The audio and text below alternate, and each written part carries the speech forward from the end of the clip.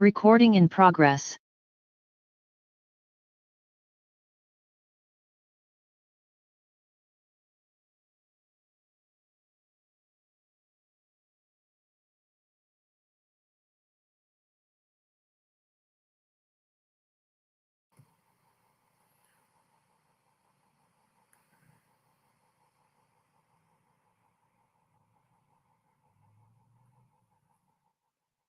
Okay, am I going?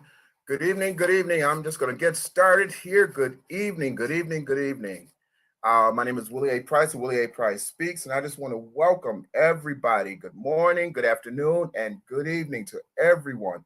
Welcome to the second observance of World Day of the Boy Child.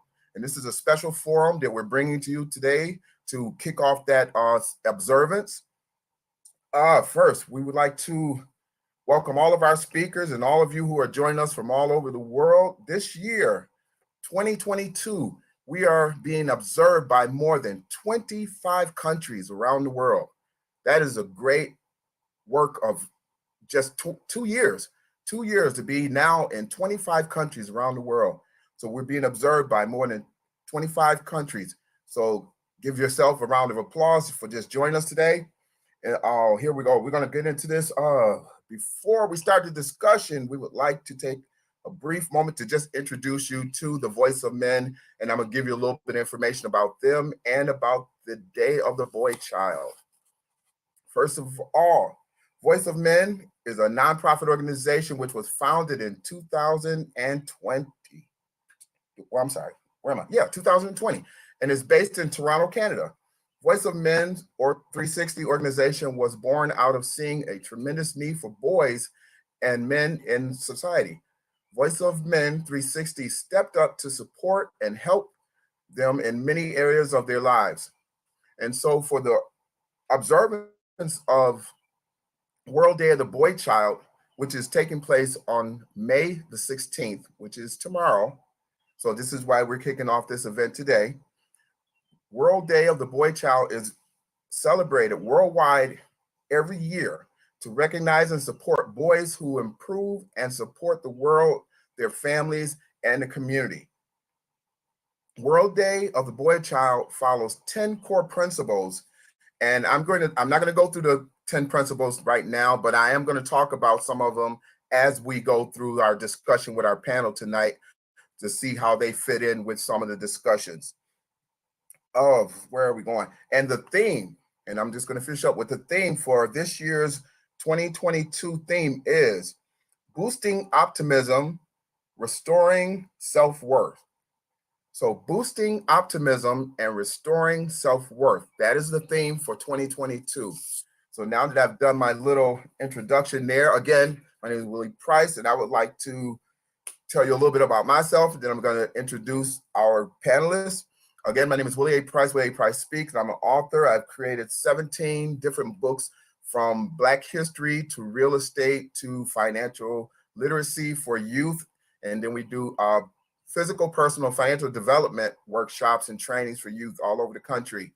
Right now, we are doing some things in the U.S. with our programs to help young men prepare and young ladies prepare for success through our what is called a run, jump, and throw program. And so we're doing that right now in the community. And so that's basically me in a nutshell. I don't want to talk about me because I want to talk about this great panel that we have here before us today. And we're about to get into this. So I'm going to introduce you to Mancil Bell, and I'm going to let him tell about who he is and what he's going to bring to the table tonight. Good evening, Mancil. You got to unmute Yeah, yourself. there we go. Yeah, I hit it twice. My bad. Awesome. Thank you for that introduction. I'd just like to stay humble here and just say I'm probably not as qualified as everyone to be here. I'm just privileged to be here. I'm speaking as a leader of Men of the North. It's an organization based out of Saskatchewan, like Verunge. And what we do is we try to do exactly what Voice of Men does, but we also try to keep it aspects of spirituality there. Even though I'm very different from the community here, I have a Cree wife and a half Cree child, so I'm learning the ways of the community, and I'm helping to bring spirituality, mental health, and just general positive behavior to the community. And that's me. Okay. And I'm going to come to you next in a second, Antoine. I just actually have a question for Mancil. You said you have a child, but you didn't say, is it a boy child or is it? Oh, yeah. It's a beautiful 2-year-old, half Cree, quarter black, quarter white daughter. Okay. To a beautiful tri-racial baby. All right. Okay. And next is Antoine Thompson. Antoine, talk to us. Oh, thank you very much, Willie. Appreciate the opportunity to be here. My name is Antoine Thompson, of course, and I've been coaching and mentoring young people for 37 years, primarily through the sport of basketball. But I started a nonprofit organization called JLT Fieldhouse, which is named after my late father. And our mission is coaching and mentoring the leaders of tomorrow. And I also am the owner of Coach T's Corner, which is an online mentoring academy that's designed to educate, support, and inspire preteens and teens in their personal growth and development and personal relationship development, and to empower them to use those skills to build a more prosperous future. And this is done by building their soft skills that are readily not being taught in public schools today. And I'm very honored to be here. Thank you very much. Great. Thank you. We're going to be joined by some other guests later, but we're going to go back, and I just want to ask a question about you guys. When I hear some of the things you're saying that you're working in some of the organizations. Oh, Wane just showed. There's Mr. Wane. Okay, Wane. So we're going to introduce Wane. Why don't you tell us a little bit about yourself, and then we're going to go into some more information about some of the things you're doing as well on the panel. You got to unmute yourself, Wane. Yes. Good morning, that side. Good morning. So tell us a little bit about yourself, Wane. Yeah, thank you so much. My name is Wane Rusagara. I'm an entrepreneur, change maker, filmmaker, living in Uganda, Nakivale Refugee Settlement. I'm a founder, CEO of Changia Africa Center. Changia is a refugee social community organization development, which is dealing with children and boys education. I'm very proud and thankful to be part of this meeting today. Thank you. Good to have you. Thanks for joining us. So what I wanted to do is I'm going to jump right into our first question here. And you guys sort of gave me some of the information already, but I want you to go again. We're going to have you share a little bit more about your organizations and what you do. And I may even share a little bit about mine, because this is like a good question here. So who are you serving, and what is your target for working with your group? So for Mancil, so who's your target market, and how are you working with them? What kind of things are you doing with them? Yeah, so with Men of the North, we primarily focused on us men, the ones that lead the families, the warriors. That's how we often describe ourselves, right? And with Men of the North, we have these group sessions. From what I can tell, Voice of Men also has these similar group sessions where us men gather together and we speak our truths. We speak from our hearts. And we'll cover topics such as abuse or maternal love, all aspects of who we are, what makes us men, right? And as a leader, I'm often writing or speaking directly to these men and speaking from my heart, speaking my truth. Because, I suffer from depression, I suffer from anxiety, and that's something that a lot of us can't talk about so openly, right? But with Men of the North, we are trying to get men like myself to positions where we're able to present, we're able to be leaders. So I see myself as a leader of this group and one of many leaders.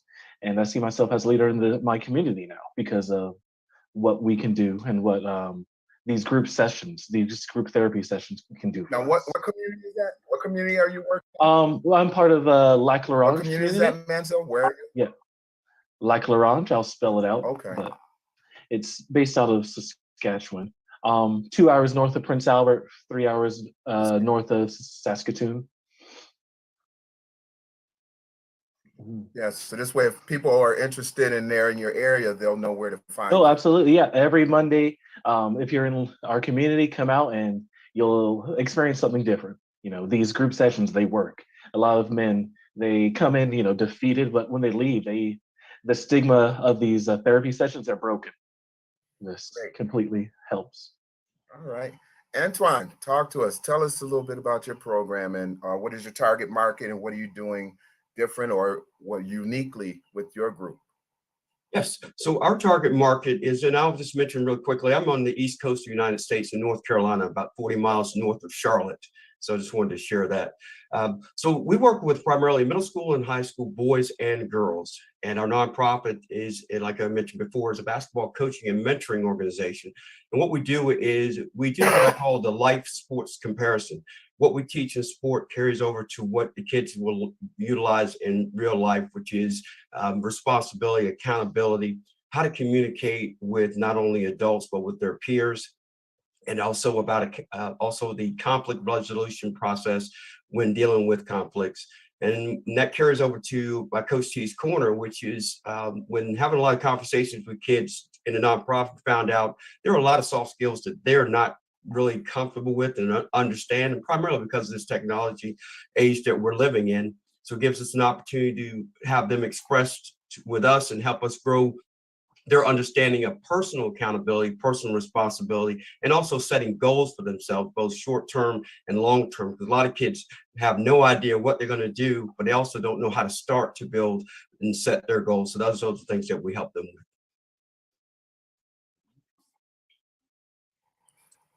That's nice. And I'm glad I asked everyone where they're located because I did not think you were. I didn't know you were in North Carolina, Antoine. I didn't know where you were, but I was. If I could interject, I'm from North Carolina, and I moved up to L'Orange. I moved from North Carolina to L'Orange. Yeah. What part, if I may ask, real quick? I'm from Hempstead. Okay. So, Surf City, that area. Yeah. So Wane, tell us about your target market and some of the unique things you're doing with your program and with the people you're working with. You got to unmute yourself, Wane. Sorry, Okay. can you please, yeah? As I was said, the Changia exists as a refugee social community development. And our idea in Changia is to help the most vulnerable of SGBV to promote education, to promote child education, to promote human rights, fighting for humanitarian traffic. We are working on peace building and poverty eradication of child, of orphans. Then we also focus on the positive mindsets for vulnerable women and boys in the settlement, because we have a big number of street kids, street kids in this refugee camp. Due to the lack of parents, some of parents are already dead, others they lost their parents, and we came together as Changia to say that we can do something like education to educate those boys to have a little education. Then we open a school for Changia, nursery and primary school, where we can afford to follow up with their education. I think with the strategies which we took, we are progressing slow by slow. By God's grace, we shall achieve, even if there is some challenges, but we keep up. Great. Yeah. Great. Sounds like a great program. And I just want to share a little bit about my program. I just started a nonprofit organization. We were doing workshops in the schools. And so what we did was we started a nonprofit called A Better You Lifestyle. And a Better You lifestyle is all about physical, personal, and financial development, which is what I heard Antoine talking about earlier, working with young people. And one of our focuses, we work with boys and girls, like like Antoine does, boys and girls up from ages 11 to 24. But primarily middle school and high school is what our target is. We try to catch them early. And one of the things that we use that makes our program so unique, we use what is called right brain learning, where a lot of our kids in the schools, you know, especially boys, you give them a textbook or you give them something you to write, and some of them you've already lost. As soon as you say write it down or read the book. So what we do in our programs is we use audio books, we use video, and then for presentations, we do public speaking. So it takes those fears away from, you know, what they're normally reluctant about doing, reluctant to write, they're reluctant to read out loud. But if we all know, if you play a song for a kid and the kid likes the song, he can recite those words back to you, that whole song of curse words and everything.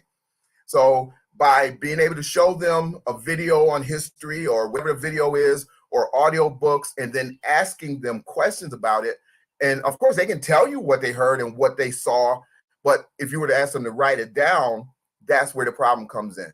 So we try to take that fear away. And then what we do, our key component is we do financial literacy. One of the first things we do when we walk into class is we say, how many of you guys would like to be rich? How many of you guys would like to be wealthy? And ask them, do they know the difference? And then we go into introducing entrepreneurship, savings, introduction to real estate. This year we introduced franchises, and then we do introduction to the stock market. So these are things that we're teaching. And when you show young people, that's what we found, especially with our boys, they want to help be a provider to their families. They want to help out with the family. That's why some of them turn to the streets, because that's the only way they see how to, you know, help out with the family. By giving them these opportunities, we're showing them how to start their own business. We do show them how to do a lawn care business, whatever, you know, how to invest your money, how to save your money, how to invest in the stock market. And now you've given them another resource away from the streets, and it motivates them to get more involved in the program as well as in the classroom, because now they see the importance of being able to read if they have a contract, or knowing math in case they need to, you know, somebody say they're going to give them 10%. That's the question we say. Well, if they're going to give you 10%, you need to know what 10% is of whatever that amount. So now you showing them why they need to know math. You're showing them why you need to work on your reading, because you're going to give them a contract. And you always bring those things up. You never say, well, you need to know how to read or need to know how to write. You say, well, what if you have a contract in your business? You need to know what that contract says, which is basically you need to know how to read it.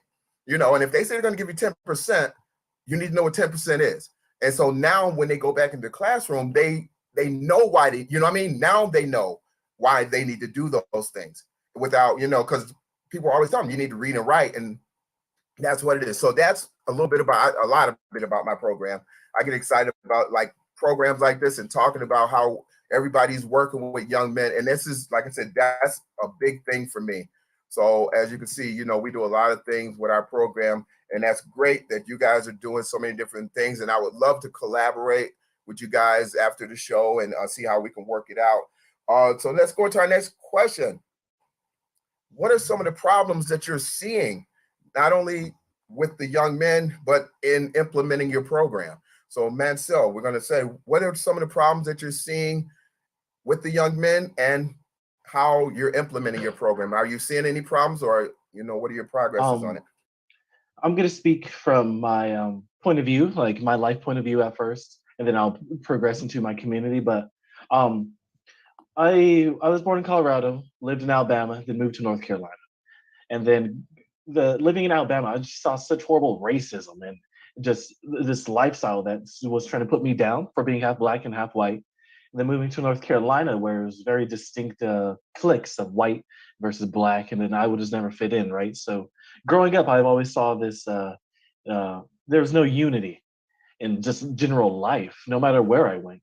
And then moving to L'Orange, just exploring and trying to find my life, I ended up settling down here. So like I said, I'm married, have a wife and kid. And being such a diverse family, it's going to be a challenge trying to help my kids, my sons, my daughters understand that we have to come together, and we have to, these organizations, we have to be the change we have to see.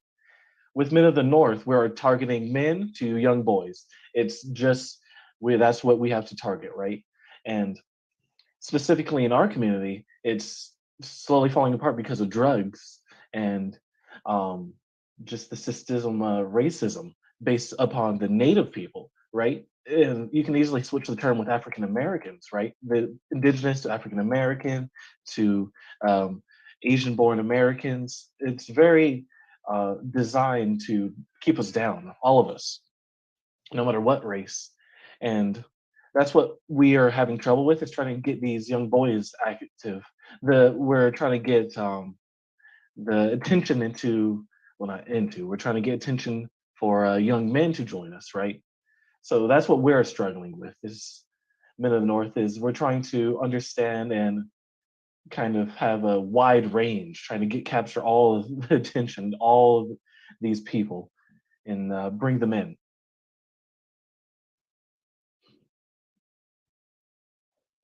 Oh, you're muted. That's great. You know, and that's good that you're doing that up in that area. And I'm gonna share something with you when we get through the rest of the group talking about the racism. Antoine, so tell us, what are some of the problems that you're seeing and how are you addressing them? Well, if I may, well, thank you. First, I like to use the word opportunities as opposed to problems, because I like to see the positive aspects of everything that we're facing with all of the topics we're talking about with young people in today's society. So the opportunities for me is a lot of kids that we deal with, what we find is they're not being appreciated for their knowledge, for their creativity, for their innovative thought processes. There's so many adults that are trying to direct, lead, and guide them in certain directions without taking the time to listen to what they want and what they want to achieve. And then once we listen and find out what they want to achieve, that better puts us in a position to help them. So that's one of the things that I see as the opportunity for what I'm working on with kids and what we're trying to focus on doing with them.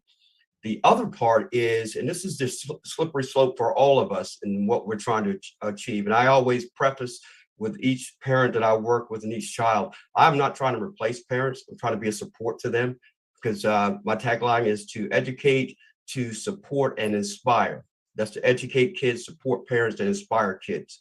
So to me, that's the other challenge that comes along, or opportunity that comes along, is to let parents know, hey, we're here to help you, help your kids be where they want to be. But we all have to take a step back, listen, not judge, and be compassionate and authentic in what we share with them. Because once we share with kids our authenticity of some of our failures and things that we've gone through, they realize that, hey, I can make mistakes and then bounce back and still be successful. Thank you. Great, great, great. Wane, tell us something about your program and some of the problems you're facing with the boys or with implementing your program, if any.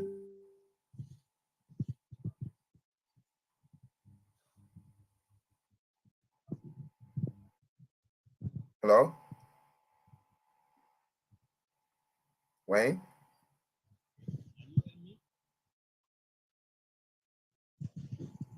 Huh?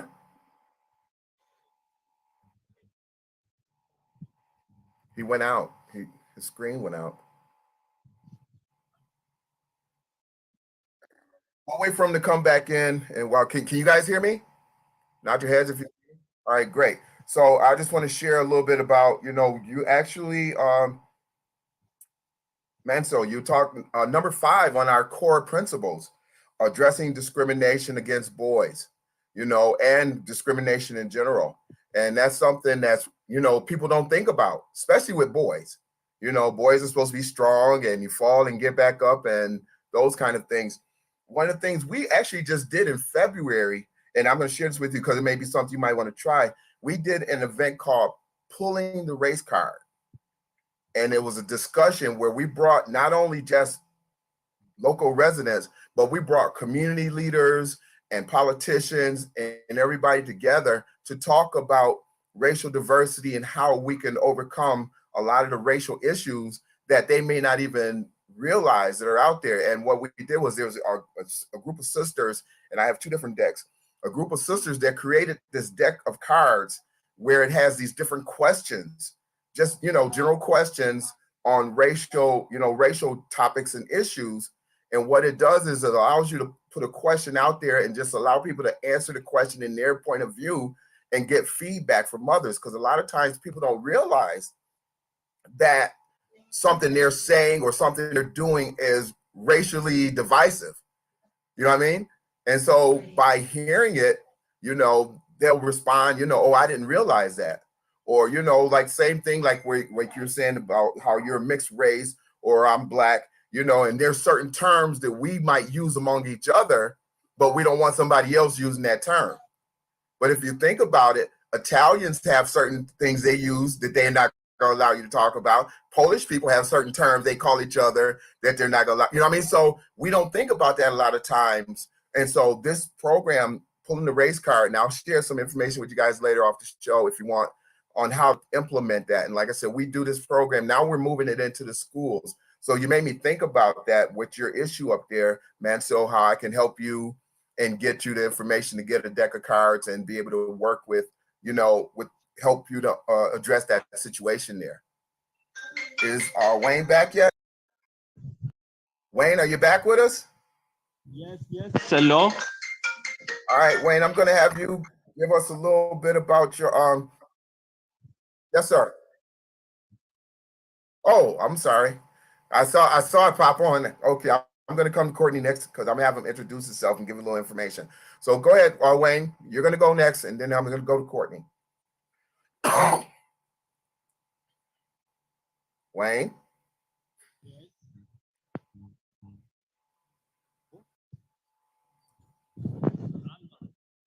We can't hear you. All right, Wane, we're going to come back to you again. Courtney. Going to mute yourself, and then I'm going to talk to you a little bit here. Courtney, how are you? I'm good, thank you. I think Wane's back on now. Wane, can you hear everyone? Yeah, your mic is still muted somehow. You're not broadcasting. Yeah, we can't hear you. So Courtney, while he's trying to figure that out, why don't you tell us a little bit about yourself, who you are, where you're from, and we're going to go some of the questions. And what is your target market and who do you serve? Well, first and foremost, I want to thank Savan for inviting me. I was not able to get on right at the start. I did mention to Savan that I'd come on around 1:30 or so, and here I am. My background, my name is Courtney Carroll. I'm a principal with the Toronto District School Board. I've been in education for about 28 years or so. Prior to that, working with the youth in Parks and Rec, YMCA, and serving in a number of, not foster cares, but group homes. So I've been in education for a while. Grew up here in Toronto, born in Jamaica, raised there, started my education there, but pretty much all my education has been here in Toronto. Outside of that, I've got a passion for financial literacy. I believe it's important that students, young people, really get a strong financial foundation under them in order to be able to live life to the fullest. And so I penned a book in 2012 called The Financial Fitness Blueprint. And now I'm also a mortgage agent where I'm trying to help, young adults get into the market, understanding that home ownership is one of the best ways to secure a financial future and create some wealth for themselves. So that's really me in a nutshell. I do have the questions that were asked, but if I'm going to ask you, Willie, if you can just kind of point me in the direction of what you want answered. I know you asked me what my target audience was, but. Yeah, I was asking you, who is your target market and where am I? Who is the target market, which is sort of what you told me, which is kids and financial literacy. Is that what it is? Yeah. Okay. And what are some of the problems that you're seeing when trying to address your target market, and where are you seeing some of the problems or some of the advantages that you're having? Well, let me first start talking about not financial literacy. Let me talk about just literacy, as a basis for moving our families and our communities. I've been in the education system for a long time, like I said, and we know that COVID has had an impact on everyone, social, emotional, psychological. There's been a huge impact on how our students are approaching schools. But even prior to COVID, just looking at the educational system in itself, youth, especially when it comes to literacy, what I've seen over the years is a decline in the level of interest and in the level of academic achievement in many young people. And I wonder whether or not that is somewhat attributed to just living in a society where it's all about, the next shiny thing.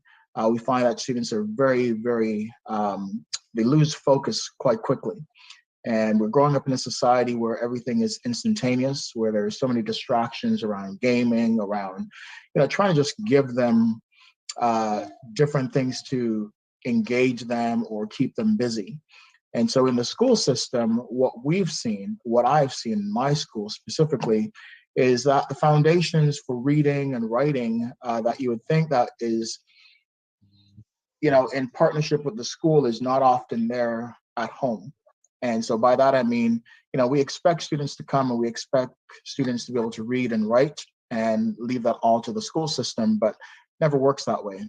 Many of us can think about when we were kids, a lot of what we did was rote, whether it was math, whether it was writing, whether it was reading, we were reading at home. And I think the way things are set up right now with families struggling financially, families struggling and just always on the go, there's not enough time being spent with kids at home. And we can say as adults in the home that, they need to read, that they need to learn to write, but kids need guidance. And more than that, they need modeling. And so if in my family, I'm not modeling the importance of reading, picking up a book, that kids can see that this is a valued skill set in my home, then they're not going to do it.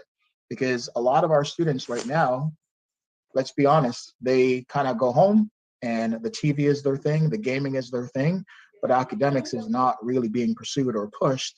And many parents are not modeling those skill sets for the kids. So those are the challenges I see.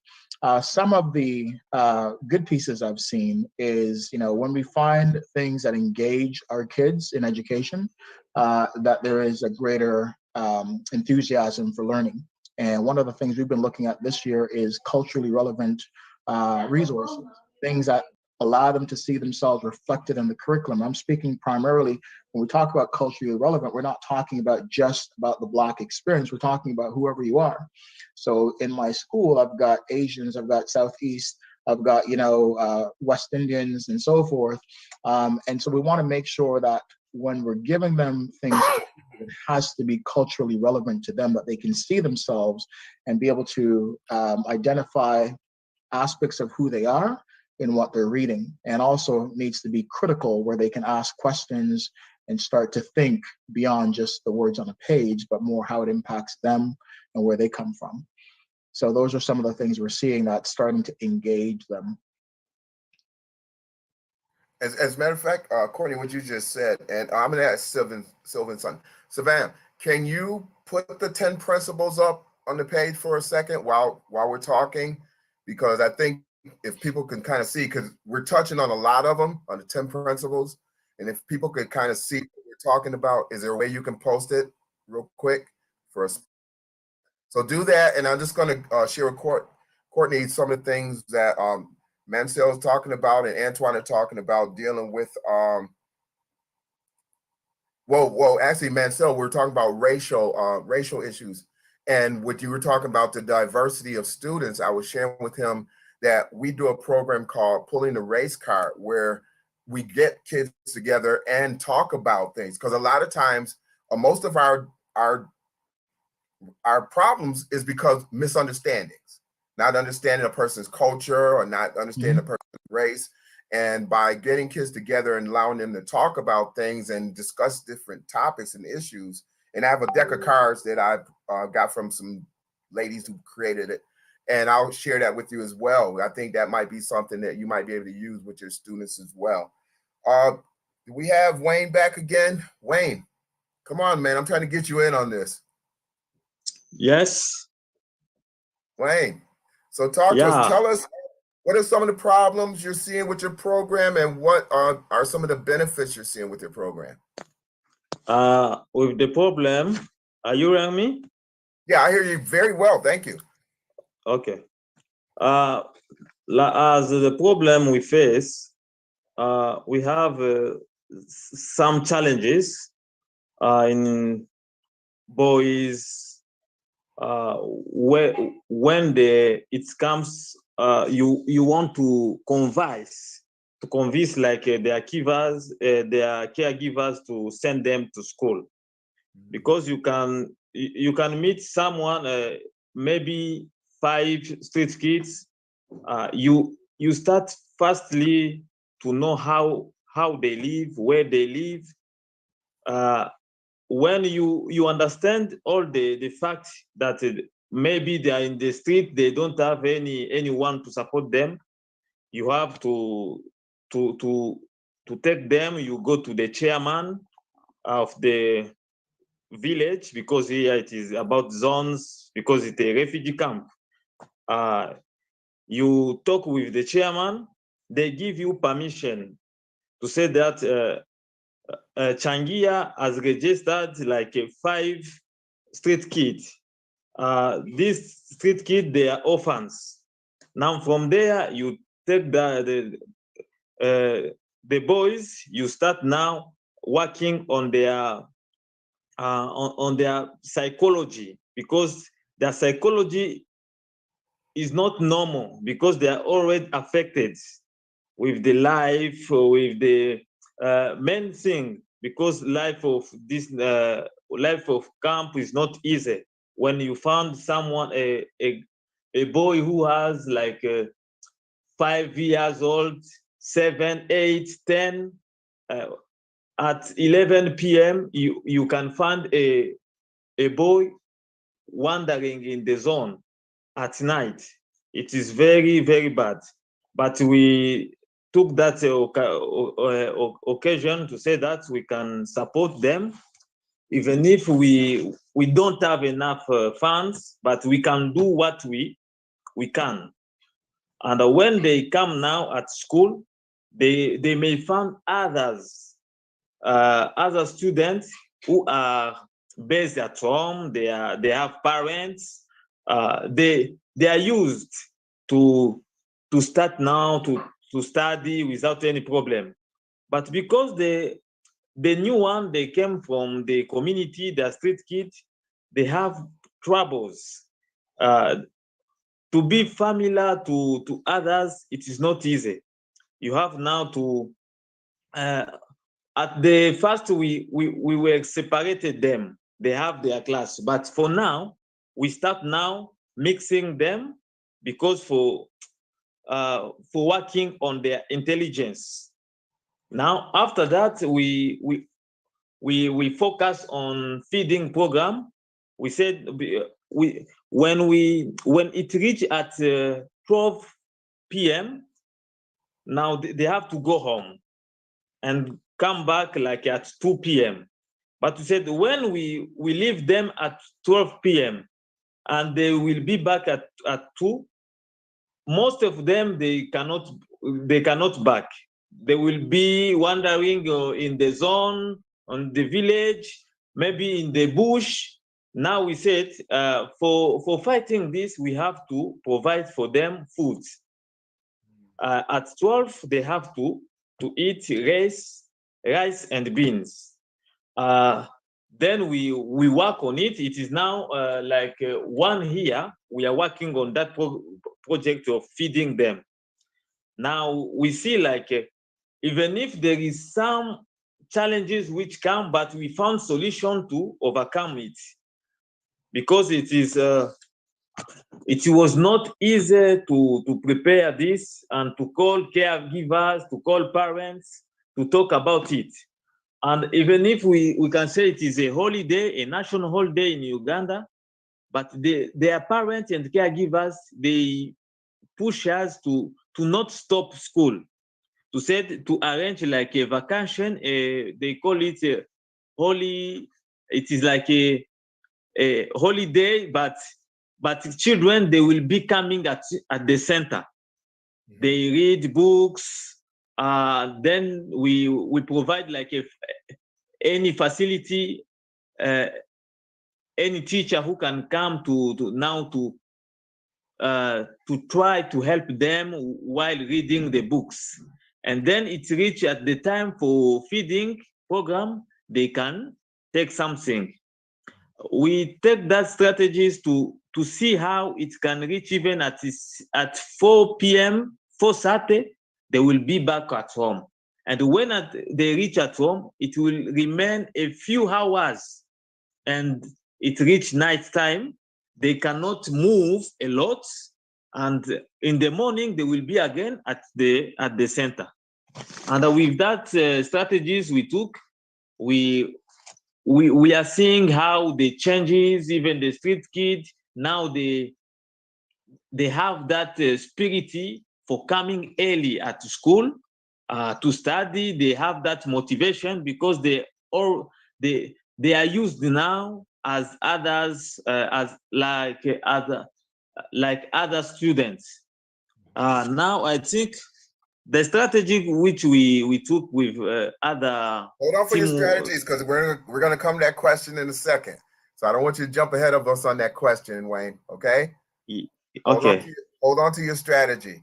Now I'm just gonna close out this question here, the one we were just talking about, because I've heard a couple of different things from people, and I was saying earlier that the programs that we do is physical, personal, and financial development. And I heard Mancil saying, and also Courtney saying that, working with the kids in the schools is trying to get them motivated to do the work that needs to be done, or reading, whatever. And one of the things, I don't know if you ever noticed or have you paid more attention to it or what's going on, what we found with a lot of the programs that we work with, hygiene and nutrition plays a major factor in a child's education. If like Wayne was saying earlier, trying to feed the kids before they go home, because they may not get a meal when they get home, or a kid that comes in and his hygiene may be an issue. Are you dealing with any of those kind of things? And this is a side question I'm actually going to let you guys answer, because this is something that, like I said, we address in our program. And I was just wondering if you guys are seeing those same issues where you are. First, I'm going to go to Mancil. So we're going to talk about, I just want to ask that question. That's a side question here. Are you having or seeing an issue with hygiene and nutrition playing a part in the programs that you're doing? Are you seeing any issues with that? Did we lose Mancil? Oh, there he is. No, I'm still here. Yeah. Well, the first thing I'd say is a lot of indigenous communities, they don't have clean water. A lot, so like, I forget the exact number. I wish I had the statistic, but there's no clean running water, so no hot showers or what have you. So with Men of the North, what we do is we provide food, snacks, and a warm environment. And if any gentlemen or young men need anything, they can always ask, and we'll provide, hygiene products. So as we all keep mentioning, food is a very simple solution to getting one's attention, getting one's time. It's very, it's what we use anyways, a fresh meal and plenty of snacks. Great. And see, that's why I said I wanted to bring that up, because a lot of people may not even realize that's going on in your area, and see, that's the thing that, I found that those are some of the main issues that a lot of our kids face, is getting up in the morning, and sometimes your kids are teasing them because they may have the same clothes on for 2 or 3 days, or Exactly. may not have eaten before they went to school, or know they're not going to eat when they get home. Where are we? Antwaun, talk to me. So for me, we do not have an issue with our programming with kids that are currently in our program, but I will say that there's a group within our community that is affected by that, and that is actually the group that we really want to connect with more, and that's kind of our other mission and our objective. But directly, no. Indirectly, yes. We lost you. Can you hear me now? I hear you now. Yeah. Yeah. I just said I'm not going to belabor my answer, because, like I said, directly no, but indirectly yes. Okay. I'm gonna go to Courtney, then I'm gonna go back to then back to Wane. So Courtney, So in are the you seeing- school, I just want to clarify for everyone, I don't have a program that's running per se. As I said, I'm the principal of a school and my other stuff is my business. But when it comes to, nutrition, that plays a huge role. One of the things I'm very fortunate about is we've got a snack program at our school. We know that many students, as Willie has just mentioned, come to school impoverished, just don't have the wherewithal. We see food price and going up, and that's impacting a lot of families. So every year we do fundraisers and we do food drops to the families and to the communities that we serve. But we have a rich snack program that we, get some donation from the Toronto Foundation for Student Success. Every child gets a snack, regardless if they can contribute financially or not. And also there's always extra snack left over. So there's always food for our kids, and we know it plays an important role in whether or not they can attend to the lessons at school. As far as the hygiene goes, when I was in the middle school, we certainly saw hygiene being an issue. That was really just around students just not understanding the importance of showering. They play all day and, you kind of coach them about why it's important to shower and use deodorant and so forth. We do have hygiene products, especially for young girls who are going through that stage of transition to young women. And we do have, soap and body sprays and so forth for our kids. So we're very fortunate that way. And I think the TDSP has done a great job this year in helping those communities. You are fortunate because a lot of schools and organizations don't get those kind of products for their students, and the student gets targeted for those issues of hygiene. Just a suggestion, I'm going to come to you next, Wane, with that same question, but just a suggestion for people who are in need of like hygiene and things like that, go to your local hotels, motels, and ask them would they be willing to donate. I've gotten soap and toothpaste and all kind of things because they have so much of it, being a hotel, that they will donate those things to you. And so go and just ask them and see if they can donate some things, and tell them what your program is and what you're doing, and get some donations from them, so that way you can put little kits together and provide them to your people if you need them. Wane, so talk to me. Yes, about agent, for us also, we support it. We support the agent. Mm-hmm. But here it is a big challenge also. When you can understand about a refugee camp, it is something which it's not easy. Right. Because we have a problem of sanitation first. The water which we drink, it is not clear, it is not good. But we all do our, because at the center we have to do ourselves to clear what can I say, to make sure that the hygiene for our kids, our boys, to be safe. Because when it is the hygiene, it is not good, every time they will be sick. And we provide someone like a cleaner, a water transporter, the one who will be every day go to the lake to bring like a per day with 20 liters of water, mean 20 jerry cans. Now, when he every day he brought like 20 liters of water, and the cleaner is there, and we all found the way to. There is something we put inside there. I don't know how I can say it in English. For protecting like the bacteria when children they go at the like a filter or something? Yes, at the toilet, to avoid some bacteria, and we focus on it, but we are trying how we can dig, we can search at our place to dig, to see how we can get the water from a hole, because here there is a way you can dig and find the water. inside. Yeah.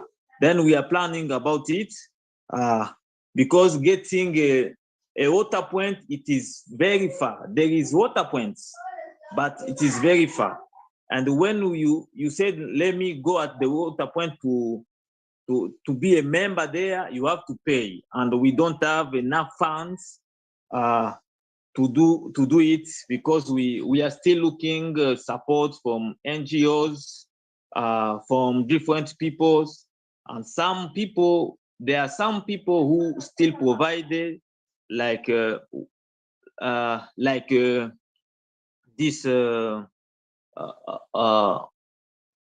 equipment, material things for children, for orphans. Yeah, there is some people who said, no, this time I'm the one who will provide education issues for children. And I send the list of orphans, then they will send money, we buy it. And about things of sanitation, because I'm always, every time we are talking about it, because it is an issue which we still have, because we don't have enough fund to say we can bring a water point in our place. But the solution which we can do is to take someone who will be there present to be getting water, to be going fetch water at the water point, because there it is like a clear to bring at us, but we have to pay him like monthly. And when we count the staffs which we have now 16 staffs. With this 15 staff, when all their volunteers, all their aim is for saving our communities, it will be very difficult to say someone who is an actor of sanitation to say, come here to help us like this, without getting something to put like money, paying like that. For us, it's like a challenge. That's why we provide to ourselves, like to say this week, 2 people, they will be, even if they are teachers, they will be in charge of water at the school. And we thank God because everyone accept to do it, because they know what they are doing. They are saving our communities because of the challenges we are facing. But we are still calling people, NGOs, to come to support Changia with our visions, with what we want to put for the change of our communities. Mm-hmm. Like what I can say for this preparation for tomorrow, because for us it will be tomorrow, for the boy's child, it will be tomorrow. This side, we are planning. We have even putting like announcements, tells people, parents to come at the center. Okay. To see what they are. That's one of the questions, man. Hold that thought. Some of your techniques. That's gonna be our next question. So hold that one for a second, and we're gonna come back to you again.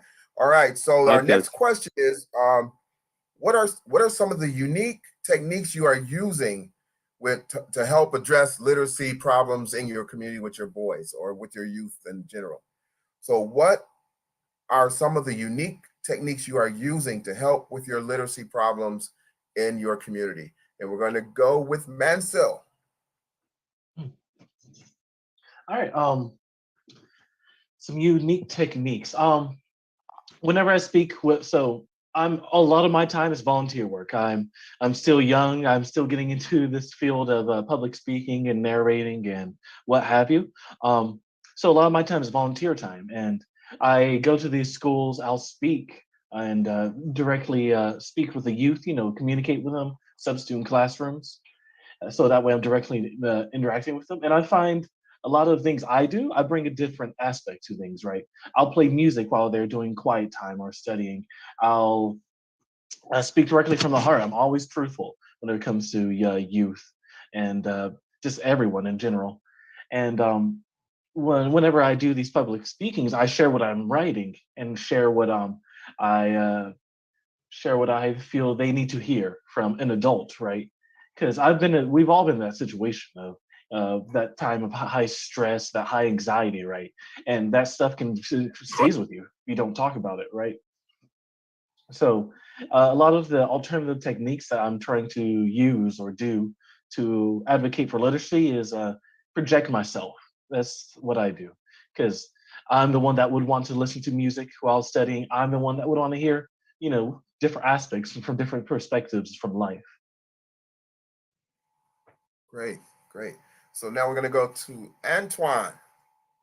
Share with Yes. us what are some of the unique techniques you're using with your programs and in the areas of literacy, or just in your programs? Yes. So I think for me, it wouldn't be unique, but I guess just because it's what I do and it comes naturally. So it's all about connecting for me. And once I'm able to connect with kids, it's about finding out what makes them tick, how to connect with them, how to get them to learn, how to make them think for themselves. One of the best examples I can give you, as you asked a question, I'm like, oh, I got one, and I think you'll appreciate this one. Doing a private lesson with a young lady, we just started talking about money for some reason. And we started talking about counting. I said, what I find interesting is when I go to a store and when I give cash, and if it's a young person, I always watch how many times they look back at the register to find out how much money to give back to me. Because guess what? They don't know how to count money. So they use the screen to tell them. So I asked her, I said, well, let me quiz you. If I bought something for $11.49, I gave you a $20 bill, how much would you give me back? Well, of course, she was dumbfounded. So we stopped her lesson and went over to the whiteboard, and I taught her how to count money. So that was a basketball lesson that she signed up for, but she left with a math lesson. So that's just one example of how connecting with kids and having conversations with them, find out what they're lacking and how you can connect with them. She was all about it. And 2 years later, she posted on social media about, I'd made a post, and she commented, I still remember the day you taught me how to count money. So that's just one example of how teaching that part of it. The other is you don't realize what you're teaching kids till you see the results sometimes. And for me, it's about, I've put a lot of emphasis on accountability and responsibility. And the basketball team I coached this year are 12 and 13-year-old boys. And we have our team mission was team before self. And we had a young man that broke a team rule. And I knew nothing about it. And the only reason I found out about it was because one of the 8th graders came to me and said, Coach, we had a guy that broke team rule. And I'm like, whoa, you tell on your teammate. I love it. So he says, I asked him, what do you think we should do about it? And without hesitation, he says, make him sit in the bleachers and watch us run. I said, what? Make him sit in the bleachers and watch us run. And I'm like, wow, I love that. I said, I love that so much. I'm going to use that as my punishment for the team. And if you guys want to employ any other disciplinary action, that's your choice. So make the young man sit in the bleachers, and I make these guys run. And I don't mean once or twice. I mean, they were gassed when it was done. So afterwards, they go to the locker room to have a team meeting, and they come out. One of the kids said, Coach, we talked about it, voted on it, and it was unanimous that this young man will not dress out for our next game, nor will he obviously not get to play or dress out for the game. And I'm like, that's fine, team decision. But these are 12 and 13-year-old boys taking on the responsibility of holding each other accountable.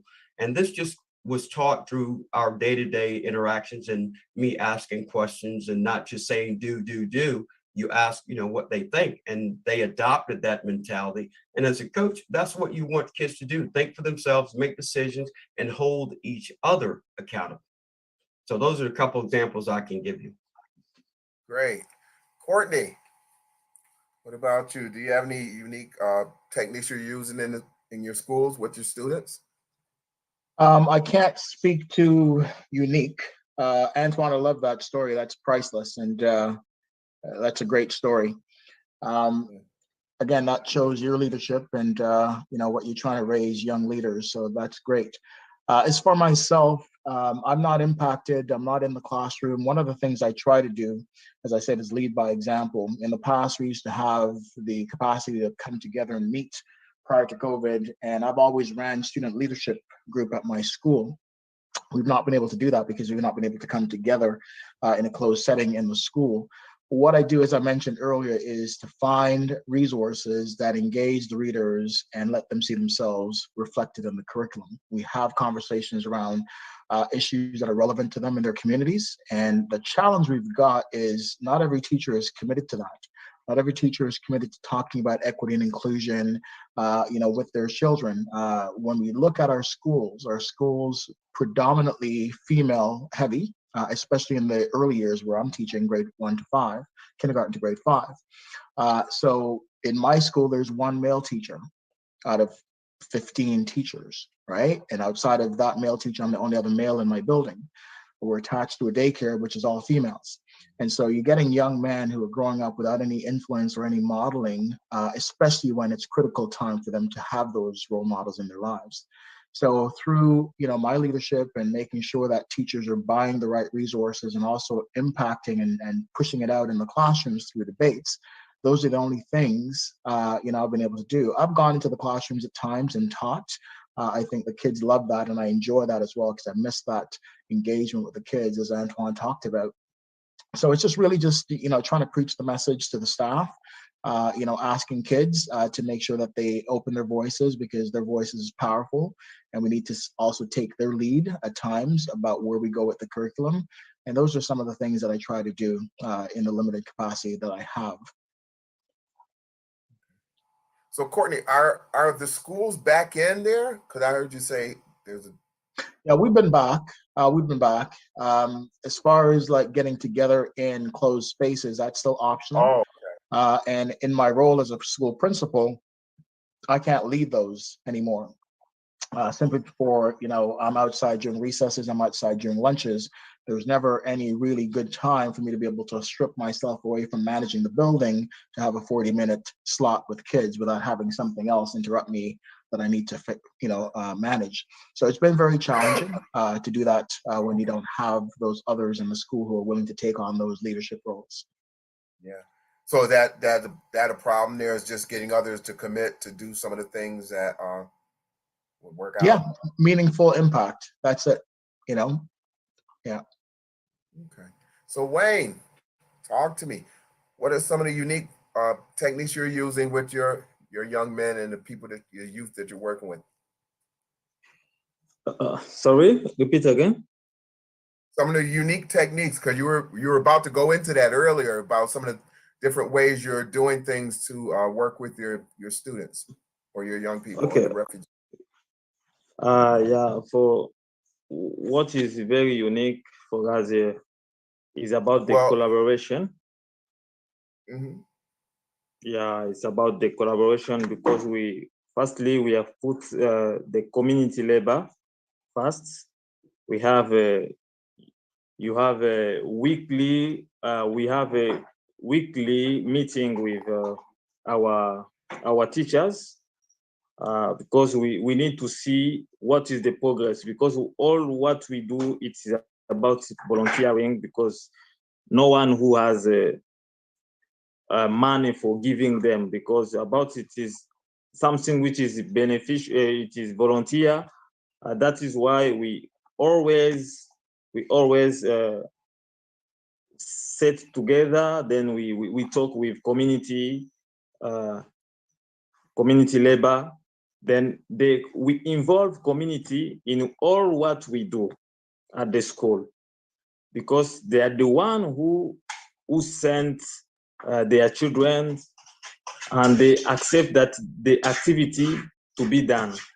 That is why, because it is a free school, no one who is paying.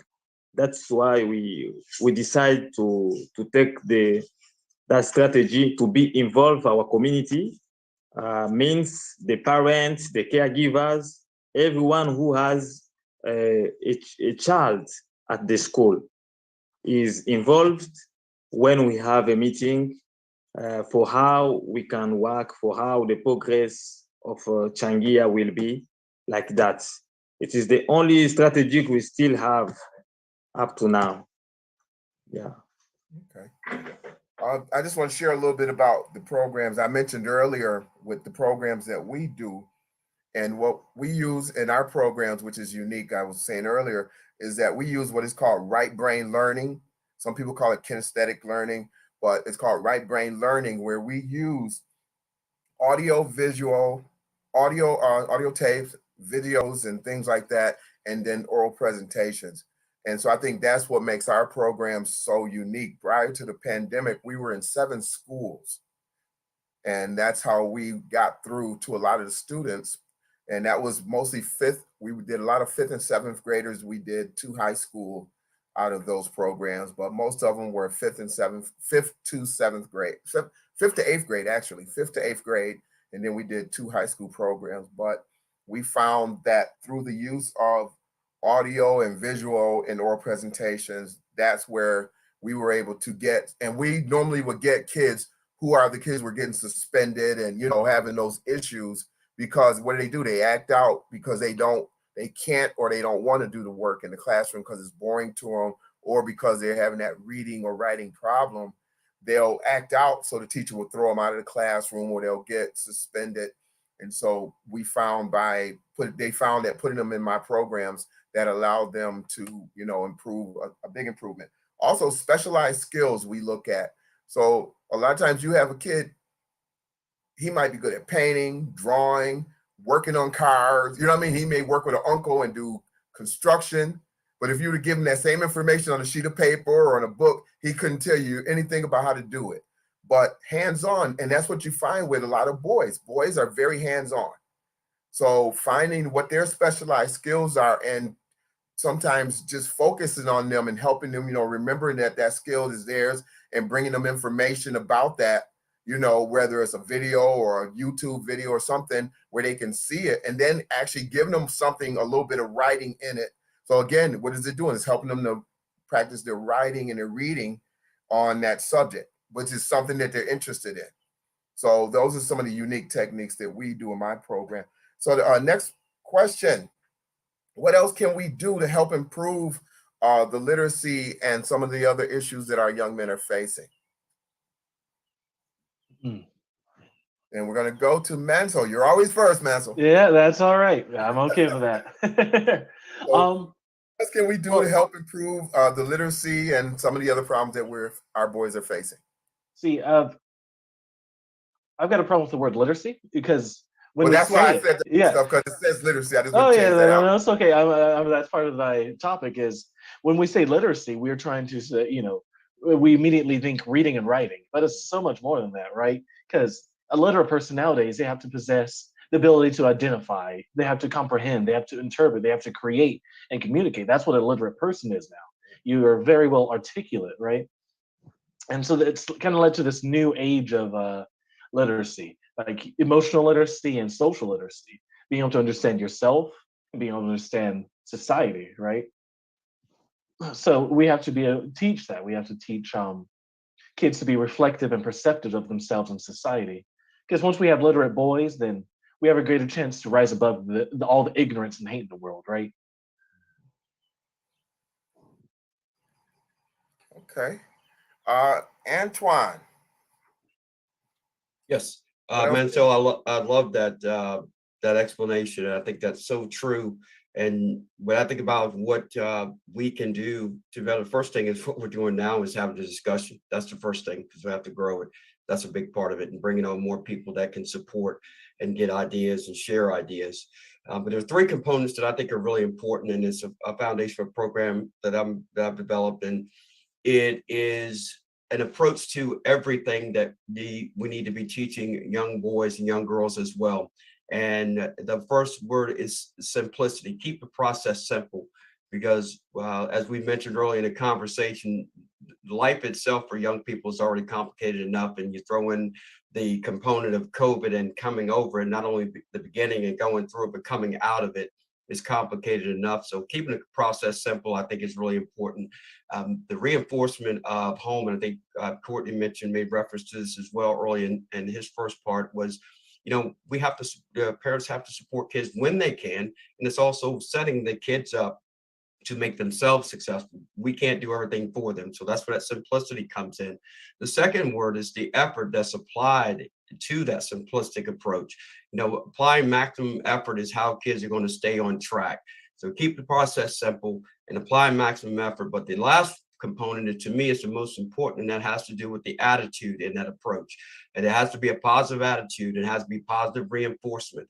And as long as the simplicity, effort, and attitude, you put all that together, that equals the C of success. The simplicity, effort, and attitude of success for young people is how they're going to be successful and how we can support them in being successful. Thank you very much. Okay. Courtney. Yes, sir. Yes, sir.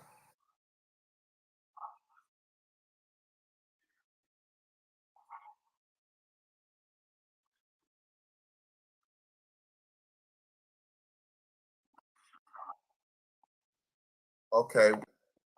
Hi guys. there's- Sorry, I was going to jump in at the end, but unfortunately I have to run. I have a family emergency. So my normal position with VoiceMen 360 is the Indigenous Program Coordinator, but I'm actually here wearing my everyday hat, which is a children's author with a specific series of books that is targeted for mainly Indigenous boys, but I am one of very few authors who have a boys series specific targeted towards boys. All of you guys are doing great work. On the back of each one of my books, I just will read what's on the back so you guys kind of get an idea from an education standpoint for the little guys. And on every one of the back of the Jane Gizmo books, it says books for young and early school aged boys. Education research has shown the #1 predictor that children will experience long-term success in school is the level of reading readiness that they already have when they begin school. The research shows that young boys who have provided with books have specific characteristics are likely to have a higher level of reading readiness when they begin school. So those characteristics are: 1, boys that have male as center characters; 2, boys that the boys actually own in the books, like that ownership, they need to have that. Even if they can't read yet, they need to have that ownership. 3 is books that contain action, adventure, and problem solving by boys. 4, books that portray central character modeling behaviors such as reading, problem solving, searching for, and applying knowledge. And 5, books in which the vocabulary allows them to reach boys by their parents in the early years, by boys themselves once they begin to read for themselves. So as we see, as we get older siblings, older parents, grandparents, and that reading to the younger ones, they pick up on this literacy. One of the problems we have for Indigenous communities is access to books. That's one thing that I talk about all over the place, is that a lot of the conversation today, I've heard water issues, I've heard poverty, I've heard all of those kind of issues from every man sitting at this table. One of the issues I know as an Indigenous female in our community is access to books. We don't have libraries. Not all of our schools have libraries inside of it, and we certainly do not, most reserves do not have bookstores where a child could just go in and pick a book. So one of the things we have done to help out with the Adventures of Jane Gizmo is we have a literacy project we do where people can actually buy the books, and it's gifted to other Indigenous children across Canada.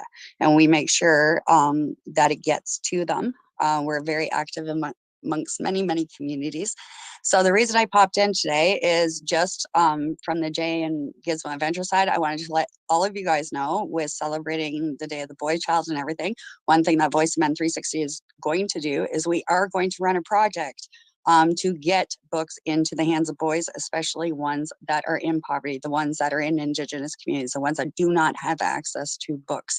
And we really would like to get these male-centered focus books, whether it's Jane Gizmo or other male-centered books, out into communities. So that is one thing us as Voice of Men 360 have come together and committed, that we will really put forward a really good effort on getting books into the hands of our little guys. Because if we start at our little guys too, that helps engage our older guys. And then it kind of goes back and forth. So I just wanted to jump in, let you guys all know you're doing an amazing, amazing job. Great work, every single one of you. From an Indigenous children's author perspective, dealing with little guys, great job. Because you know what? Even those youth boys, those men, they turn around with all your hard work and they bring their literacy back to their boys, whether it's financial literacy, whether it's reading, all those types of literacy. So I was really super excited to hop in here and just let everybody know that, yes, we are announcing Voice Men 360 will be doing a project to get boys literacy.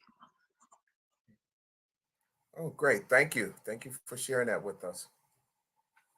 Who else where were we? I'm sorry, did we do you, Courtney? No, I was next before Christy, so okay. Thank you. I can't say much more than what Mancil has said and what Antoine has said. I think one of the things that comes to my mind, where do we go from here? If any of you have read the book by Darren Hardy, The Slight Edge, I think really this is what it's about. It's about the small things we do on a daily basis and the compound effect of those things when it comes to raising young men. And I agree with everything that Mancil said. It's not just about reading and writing. It's about communication. It's about taking accountability and responsibility. Like Antoine said, our boys need mentoring. And when we model that for them, and if it's being modeled in the home and we get teachers to buy in, and again, I'm speaking from a teaching standpoint, and they're consistently showing these models to kids on a daily basis, the compound effect over time. Antoine said it earlier. You don't often see the fruits of your labor. Sometimes you think you're speaking to a stone and it's not getting through.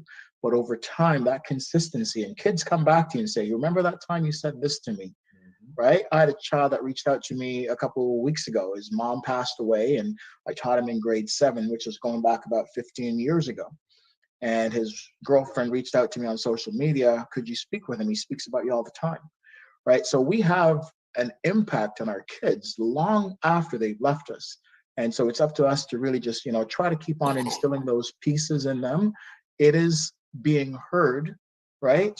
It may not manifest itself in what they are doing in front of us all the time when we're giving that lesson, but those consistent pieces over time has a dramatic impact on their lives, whether we see it later on or not. Well, Courtney, I think you actually jumped to our next question, but that's actually good. Because the question was, I think what you were answering was, where do we go from here? And I think that's where that's going to be our next question. I was going to have Wane. Is Wane still with us? I'm looking at. Okay, so I was going to have. Is Wane still with us? Okay, so I was going to have Wane. What else can we do to help improve? But also, where do we go from here? And then I'm going to go around to everybody else and ask that same last question: is where do we go from here?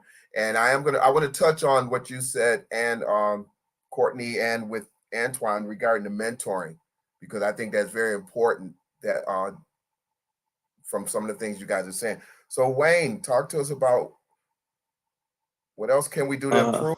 And where is he? Yes. Okay, what else can we do to improve our situations with our young men, whether it's literacy or whatever, and the situation is, and where do we go from here? And then I'll go to Mancil from there. Yeah. Firstly, I have some points. Firstly, we have to get people who will involve and act for the importance of literacy in boys' lives.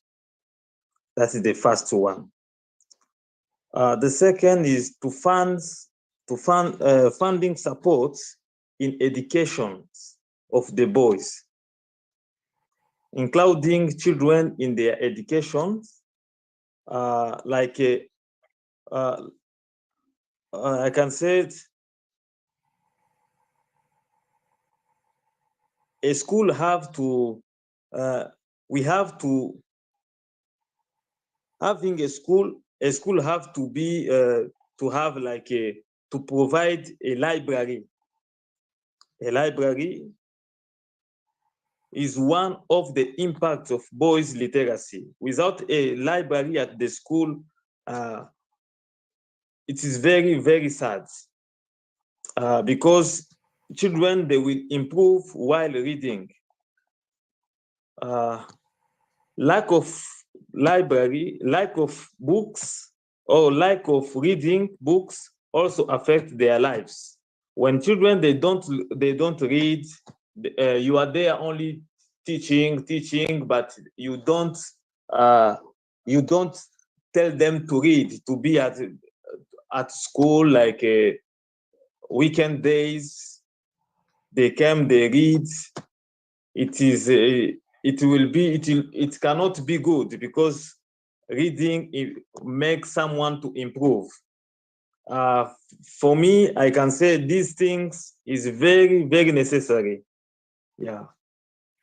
Wayne, I want to ask you a question. The books that you're using, what language are they in? Are they in different languages, or what language primarily are your books in that you're providing to your students?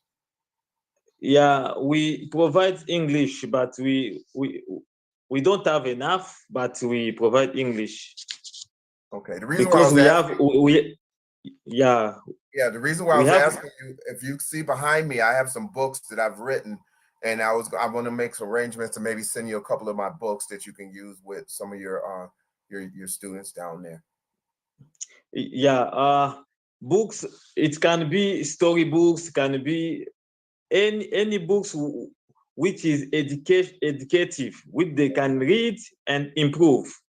Okay. I'll reach out to you after the show and get your information, and I'll see how we can make arrangements. I'll send you a couple of my books to hopefully you can use with your students to help them out. Okay. Thank you so much. Great. Yes, sir.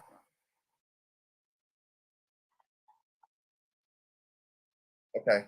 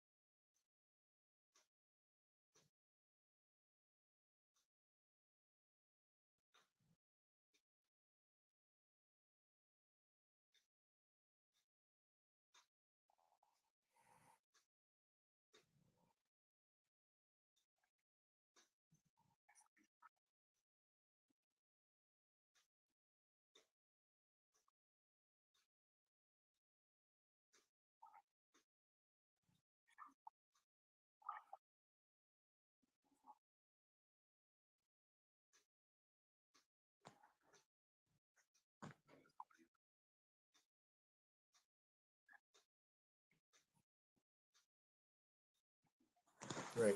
So now, are we? How much time do we have left, Savannah? So I give our guys enough time to answer that last question. Sorry.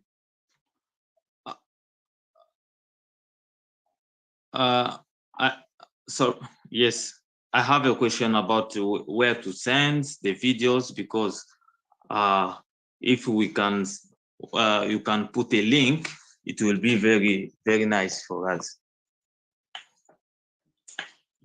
Okay. So Mancil, where do we go from here? I think I'd like to end my time by reading something from the perspective of both my grandfathers. Right. So It's titled, The Boy Who Can Express Yesterday Will Not Be the Man Who Can Speak Tomorrow. Why are the days so empty? Why can I see your face but not remember your name? I do not understand. I cannot accept who I am today. These hands, frail and old, have so much to tell, and yet they cannot. The stories of when I could laugh, never told. Why do the sounds of life yet speed up while I slow down? Why do I not get another chance? I do not understand. I cannot accept that my family has long left me here. These days long and cold have slow little color and so little light. The stories of when I was a good father and a good husband, never shared. Why am I so dull? Why is it when I look back at the long walk, there are no steps? I am lost, aren't I? I cannot accept that this is my fault. These emotions I feel, I wish I could understand them. They all bleed into the same mud that coats the disturbed canvas of my mind. Shades of childlike happiness and curiosity have long mixed and made ugly by frustration and loathing. The stories I wish my dad could have told me cannot help me now. The life my dad could have given me will always be a what if now. That's what I have to say. The lack of literacy can easily make us hateful and filled with just lost. Wow, that was powerful, man. Definitely, that's a great way to close out. We're gonna have Antoine. We're gonna have you do your where do we go and your closing all in one. How's that? I'm gonna save you last, Courtney. I want you to go last. I want you to close us out big with that. So, Antoine, where do we go? Mancil, Give us your- yeah, I was just gonna tell Mancil, I love that, man. That's powerful stuff right there. There's not really much. It's hard to follow that. Honestly, I'm just gonna end it with your question. To me, it really truly is about this platform and growing, not just here, but everywhere, because the more we spread the goodness of the work that we're doing and the impact that it's having, the more results and faster results we're going to get and lasting impacts we're going to get. Me here in the States, hearing a lot of what's happening outside, we have challenges here that would take me a week to go over, but growing the mission is the most important thing, and making the impact one child at a time is how it's going to be done. And thank you so much for the opportunity. It's a pleasure meeting all of you. Great, thank you. Wane, Mr. Wane, you're gonna talk, you finish us up here. Where do we go from here, and give us your closing?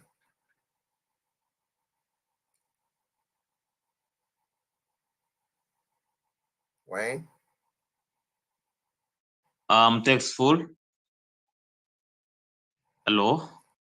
Yes, where do we go from here, and give us your closing? Thanks so much. What I can say, I'm thankful to be part of this team today. It was been a while waiting for this day. For sure, I'm very, very passionate to work with you, to work with the community, to change boys' lives, to be part of this team for sure. I'm thankful. Just waiting for the celebration tomorrow. Now we are preparing some I don't know how to say it, mandazi. I don't know it in English, but it is something boys they will eat tomorrow. Yeah, because we cannot celebrate without getting something for them. Great. Thanks. Thank you. Yeah. Thank you very much. Courtney, we're going to have you close us out with your closing. And if you did want to go back into a little more about where we're going, you can do that as well. Yeah, like, you know what, guys, thank you so much. This has been a very powerful platform, as just mentioned by Wane. Mancil, that poem was on point. Such a beautiful poem, man. So thank you for sharing that. You know, on this platform, you got individuals from all over the place, and this is the power of social media. You know, we can connect individuals all over the world when it's organized neatly. So here's what I'm thinking, and I gotta speak with what Anton said. For this, there are lots of young men and young women out there who want to be in a mentorship role, who want to serve, right? Because they see the value, and they've also been impacted by others who believed in them and guided them. I'm one such individual. When I came here from Jamaica, I didn't know what I wanted to do. I came as, young ones with 4 kids. My mom had 4 of us, single parent, doing her thing, working 2 jobs. But I had a teacher in grade 8, and I was going the wrong way, not by the bad kid, but I made a bad decision, not to get me suspended, but below his expectations from me. And he said a couple of words to me that resonated with me. And he says, I expect more from you. And he was a teacher that I really looked up to. And when those words hit me, I understood that I was letting down someone that believed in me, that wanted to see me excel. And those words stayed with me as I went through school, right? And even as I went through my principalship, those were things I had when I sat with the superintendents of schools as far as why I wanted to be an educator and be a difference maker to students. So if we can find a way to engage more in our communities through social media, through marketing, this wonderful platform, that's what boys need. Not just boys, but young ladies. We're focusing on boys right now, but I think that's how we grow and that's how we impact others, because others want to serve in whatever little capacity they can. They've been impacted by others, and it's about service to others, paying it back, paying it forward. So I think if we can find ways to do that, Willie and Savam, this is what this is needed, I believe, and we'll grow. Yes, sir.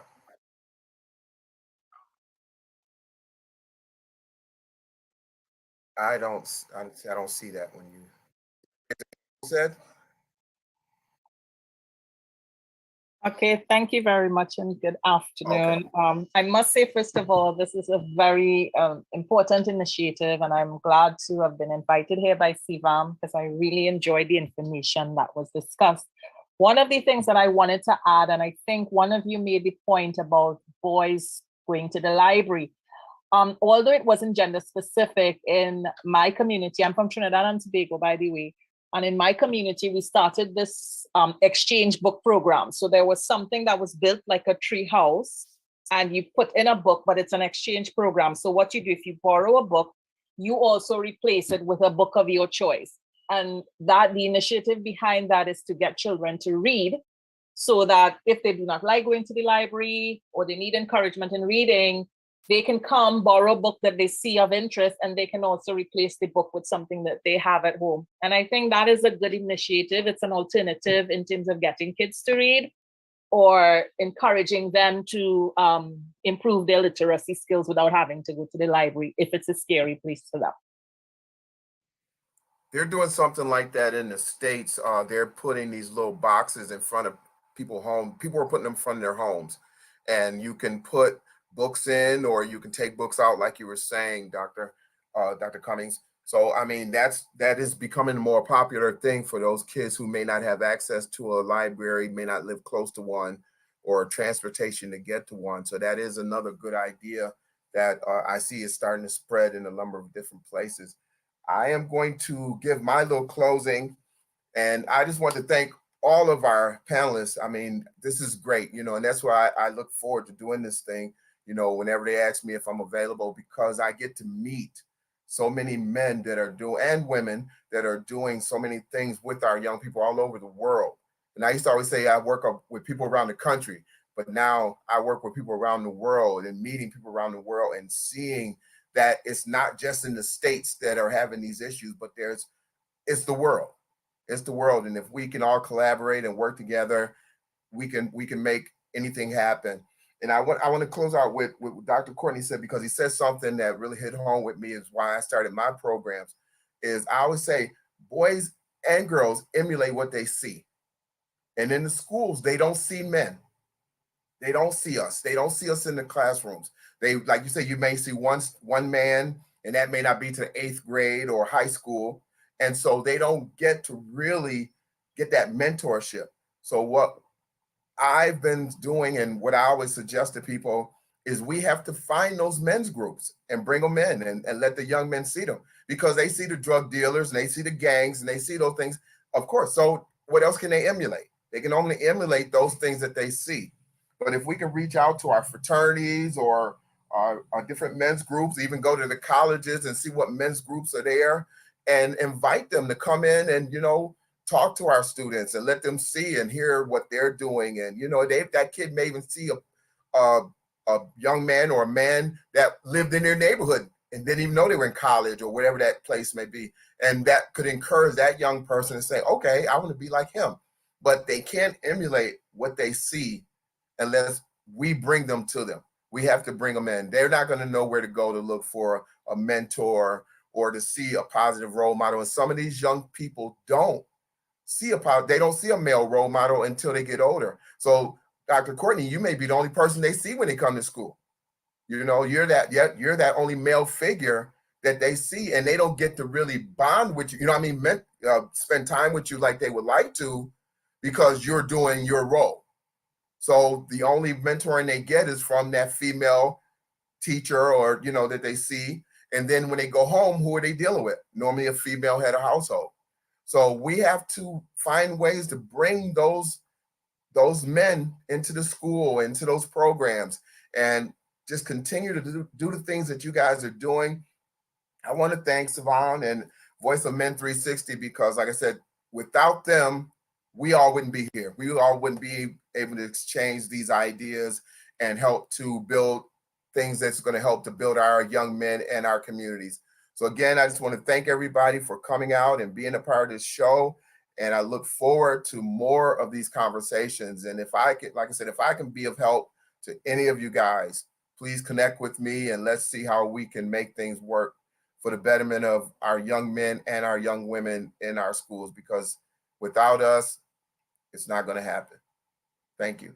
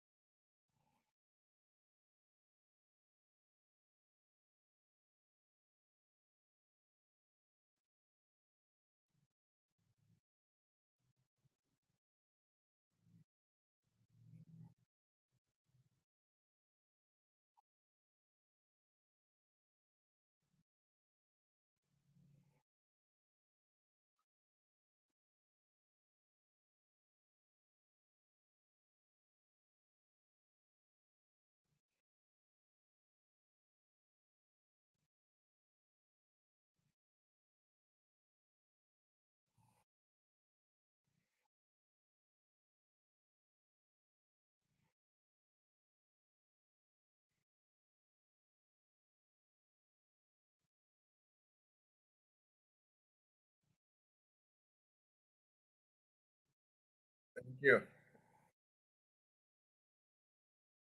Take care, guys. Have a great day. Thank you, guys. Bye-bye. Recording stopped.